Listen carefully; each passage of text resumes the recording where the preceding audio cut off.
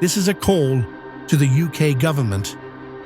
From 2025 to 2030, government is investing £4.5 billion in advanced manufacturing, over £2 billion to drive zero-emission vehicles, £975 million for next-gen aerospace, £520 million in life sciences innovation, and £960 million to power our green industries.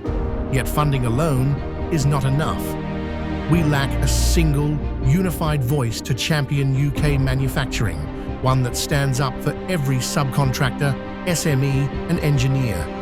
We need bold vision and a clear roadmap, inclusive investment across every tier of our supply chain, a shared sense of national pride in British industry, and an unapologetic advocate on the global stage.